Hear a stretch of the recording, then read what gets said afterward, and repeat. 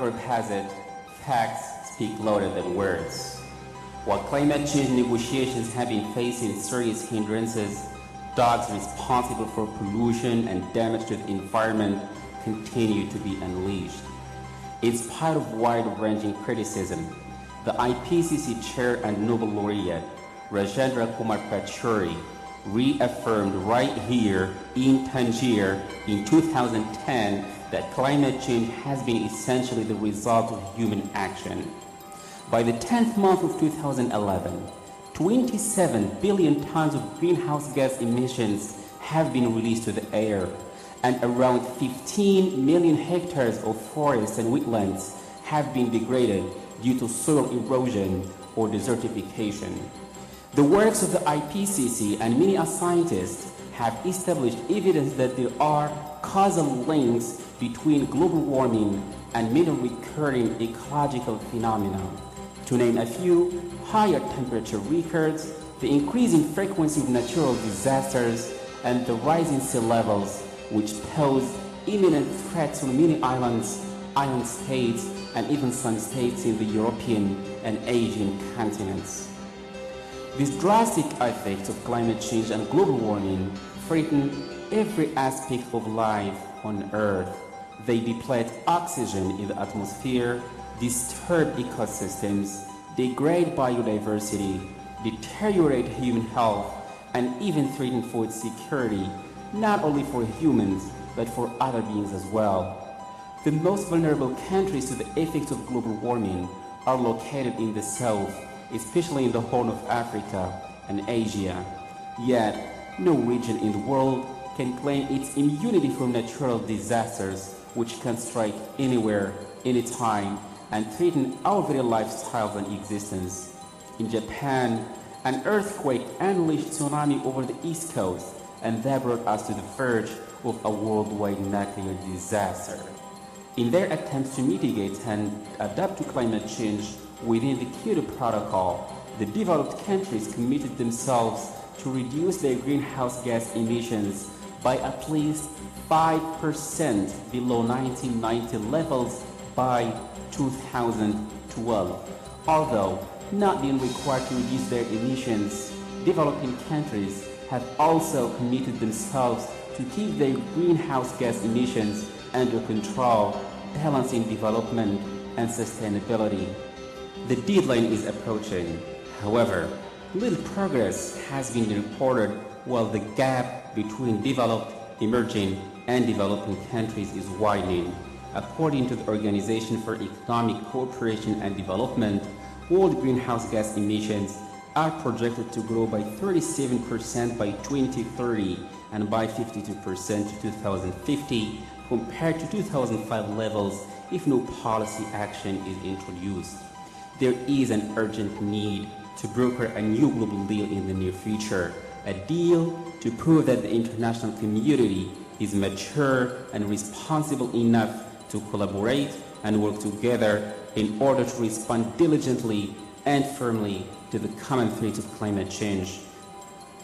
Just a short week before the next COP17 meeting in Durban, the MEDays Institute has chosen to dedicate its first session to climate change negotiations and to related topics including nuclear energy, food security, and carbon finance.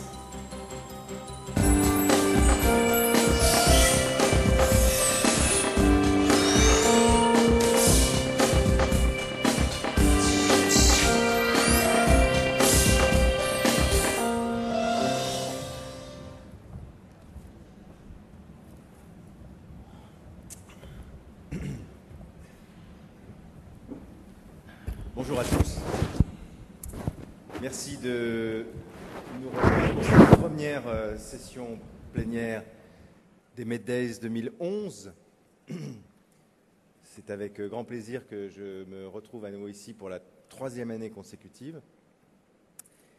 Et je dois dire que nous devons tous remercier l'Institut Amadeus, les organisateurs des MEDays, pour avoir décidé de placer en exergue en quelque sorte de cette réunion maintenant annuelle, à laquelle on retrouve quelques visages familiers d'ailleurs, d'avoir décidé de mettre ce sujet du réchauffement climatique, du développement durable,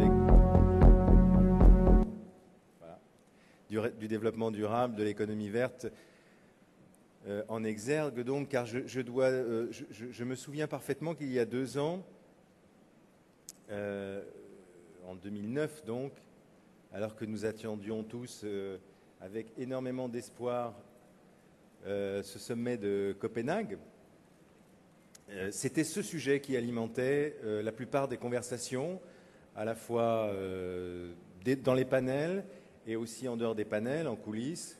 Il y avait énormément d'espoir, on parlait beaucoup d'économie verte, de solaire, des perspectives et des espoirs énormes dans cette nouvelle économie. Et puis, nous étions au début évidemment de la crise financière, mais on imaginait difficilement les proportions qu'elle allait prendre dans les années suivantes. Aujourd'hui, avec la crise financière qui est devenue la crise des dettes souveraines, la situation particulièrement délicate en Europe avec la crise de l'euro, les printemps arabes, malheureusement, on a le sentiment que ce sujet qui a un peu, je le dis avec un peu de contrition en tant que journaliste, ce sujet qui a un peu quitté les unes de l'actualité dans nos journaux, dans nos radios, dans nos télévisions, n'est pas devenu moins important. Bien au contraire, le compte à rebours continue de tourner et nous avons fait peu d'avancées. Alors, aujourd'hui, nous, comme l'Institut Amadeus ont décidé de faire des MEDays un forum des pays du Sud, encore que cette catégorisation entre le Nord et le Sud devienne de moins en moins pertinente sur bien des sujets, nous avons décidé de nous focaliser sur le rôle des pays émergents, ou aussi des petites nations. Nous en avons quelques représentants ici et je crois que c'est particulièrement intéressant d'écouter leur point de vue parce qu'il est rarement entendu. C'est une des difficultés, c'est un point de vue qui a du mal à être entendu dans les grandes rencontres internationales. Nous avons décidé donc de placer le projecteur plus particulièrement sur la manière dont les pays, les petits pays, les pays émergents, on devra s'entendre sur ce que veut dire aujourd'hui la notion de pays émergent, la notion de pays en développement, la notion de pays développé, etc. Surtout sur ce sujet, c'est très important. Mais en tout cas, de certains petits pays, de la manière dont ils peuvent se faire entendre, faire connaître leur point de vue, leurs craintes parfois, et essayer de peser alors que leur poids politique, leur poids économique ne leur permet pas vraiment. On se souvient de Copenhague où c'est alors qu'était apparue cette fameuse notion du G2 où vraiment la plupart des pays en développement ont été ignorés de cette grande arène internationale et les quelques décisions qui ont été prises entre grandes puissances, particulièrement entre les États-Unis et la Chine. On sait bien en plus que ces décisions étaient tout sauf contraignantes alors qu'à l'époque nous avions cet espoir que le sommet de Copenhague déboucherait sur des mesures un peu plus contraignantes en matière de maîtrise d'émissions de gaz à effet de serre. Pour fixer les choses, je voudrais simplement vous dire que à partir de 2015, évidemment, tout le monde sait très bien qu'aujourd'hui, les pays développés, dits développés, qui connaissent pour la plupart une crise très importante de croissance, ont la responsabilité évidemment de la situation léguée et que nous allons léguer malheureusement, nous le savons maintenant, aux générations futures. Nous le savons, elles ont une responsabilité, elles ont aussi pris leurs responsabilités souvent, et c'est particulièrement le cas de l'Union européenne, pour commencer à prendre des dispositions pour réduire ces émissions de gaz à effet de serre.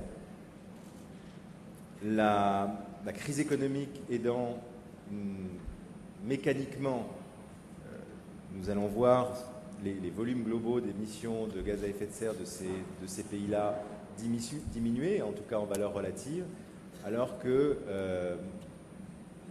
celles des pays émergents qui rattrapent leur retard, mécaniquement aussi, parce qu'ils connaissent encore la croissance et la prospérité, et tant mieux pour eux, ces émissions vont augmenter. Ce qui fait qu'en 2015, pour la première fois, à partir de 2015, d'après les études, le volume total des rejets de gaz à effet de serre des pays en développement ou des pays émergents va dépasser le rejet des pays dits développés. Et évidemment, ça a une influence directe sur la problématique. C'est-à-dire que nous nous tournons davantage vers ces pays émergents ou en développement, en essayant de peser d'un côté leurs droits fondamentaux au développement, que personne ne songe à nier, et de l'autre leurs responsabilités, car ils en ont une. Voilà, je crois, le centre de notre débat aujourd'hui. Maintenant, je vais vous présenter nos panélistes. À l'extrémité de la scène, je vous présente M. Bonam Shin, qui est ambassadeur pour la croissance verte au ministère des Affaires étrangères et du Commerce de Corée du Sud, évidemment. À sa droite, immédiatement, nous avons M. Karl Hood, qui est le ministre des Affaires étrangères, de l'Environnement, du Commerce international de la Grenade.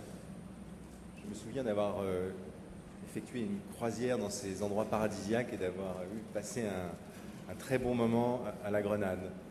C'est un très bon souvenir. À sa droite immédiatement, là aussi c'est le même souvenir, parce que ça n'est pas très loin, M. Roosevelt Skerrit, qui est le Premier ministre de la Dominique. Ensuite, nous avons, c'est un autre paradis, nous avons Jean-Paul Adam, le ministre des Affaires étrangères des Seychelles. Puis, Monsieur HongJun Yu, j'espère bien prononcer. I will switch from time to time from French to English, and particularly with Mr. Yu, because Mr. Yu will express in Chinese, and there's a simultaneous translation in English, and then from English to French. So maybe with Mr. Yu, I'll use English to avoid a double translation. So Mr. Yu is Vice Minister of the International Department of the Central Committee of the Chinese Communist Party.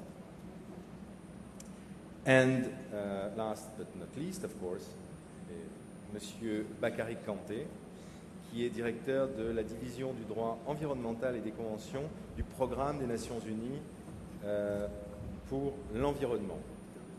Voilà. Je n'ai oublié personne. Je propose que M. Kante, puisqu'il représente ici les Nations Unies, commence peut-être en nous faisant part dans son exposé introductif des attentes, des espoirs des Nations Unies, du programme des Nations Unies pour l'environnement, dans ce prochain sommet de Rio qui va se réunir en juin 2012, qu'on appelle souvent Rio plus 20 en référence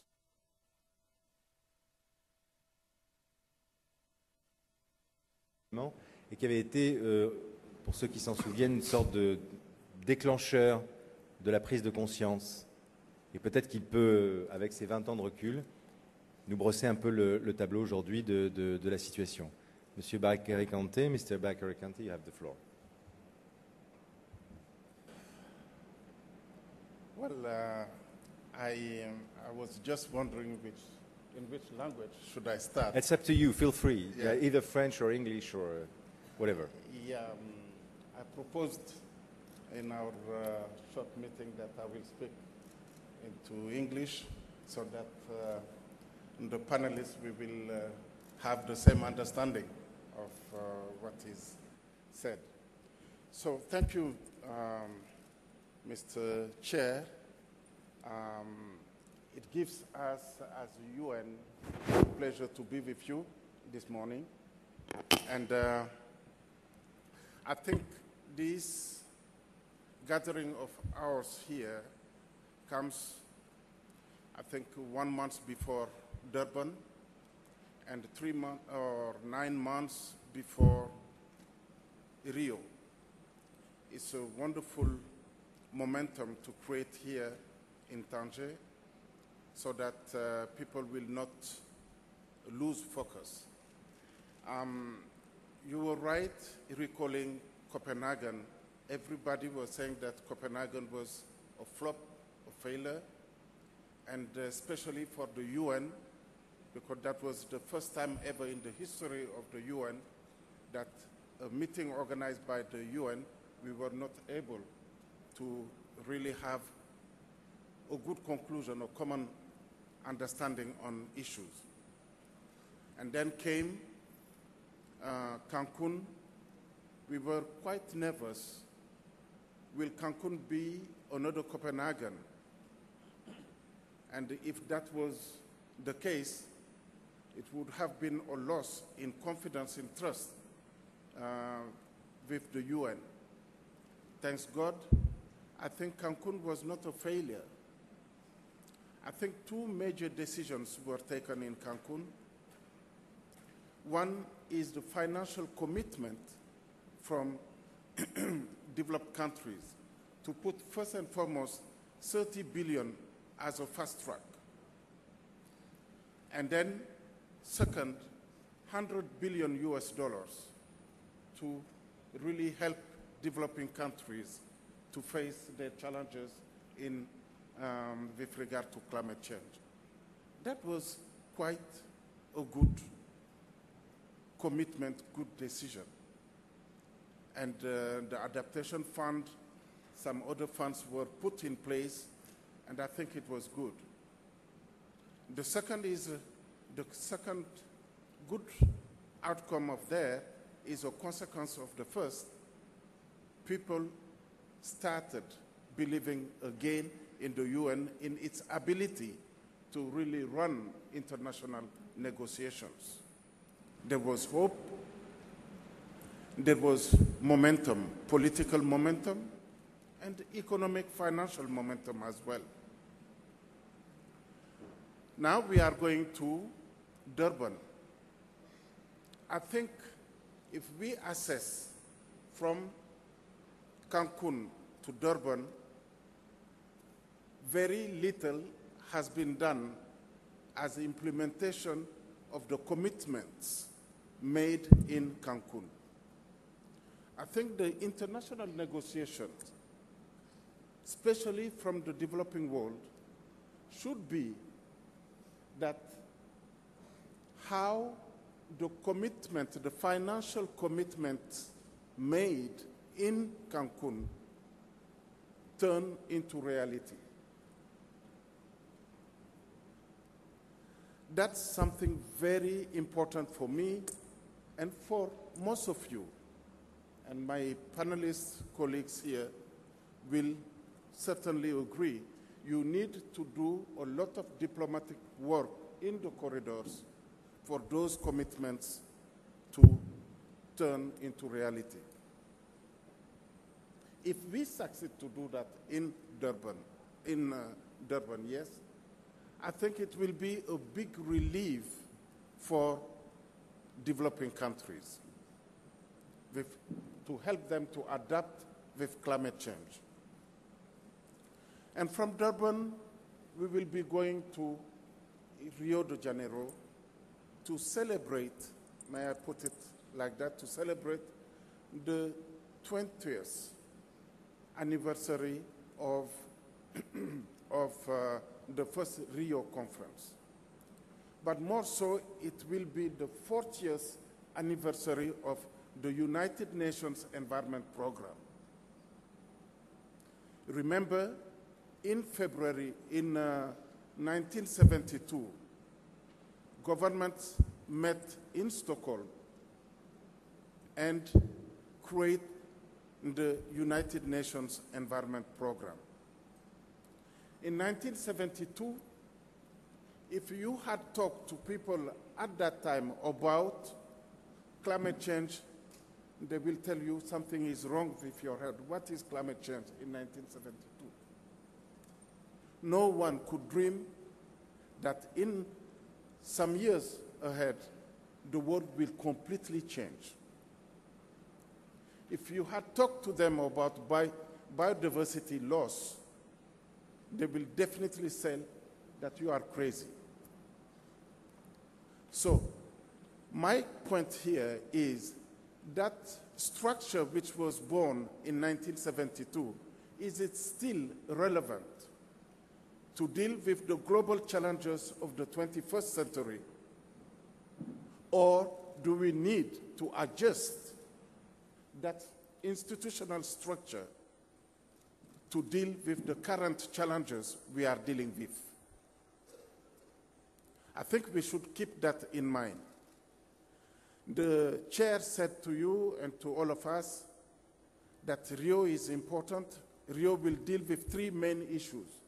One is the green economy. The second is the institutional framework of sustainable development. And the third issue is emerging issues.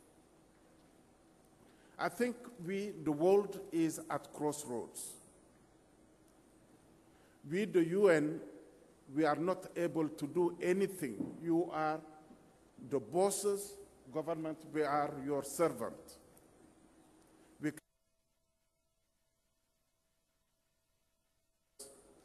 And what might be needed to be done. And then you request us to implement, to do X, Y, Z.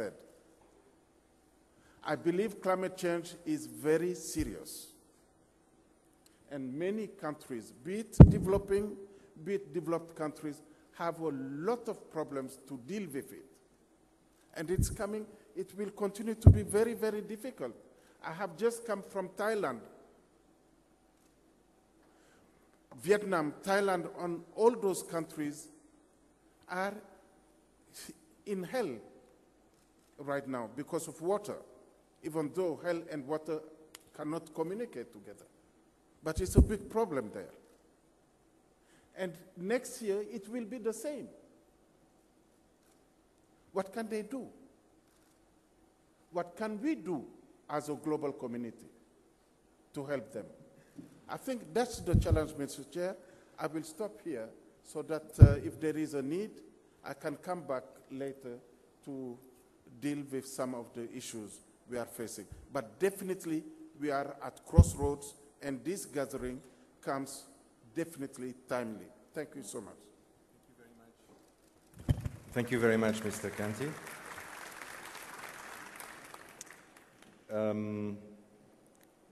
I just want to tell you that before coming on stage, there was a sort of contest between these gentlemen of Grenada, Dominica, and Seychelles. And on the point was, where is the largest population between the three? And it comes out that they're all less than 100,000 people.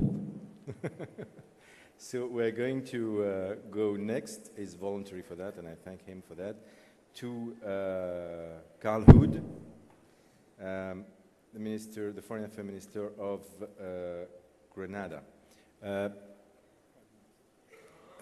Prime Minister of Grenada. I'll give you the floor. Thank you. Let me first of all say I believe the climate change train has been derailed. It's crashed. There has been a lot of talk from Copenhagen to Japan to Cancun. It's just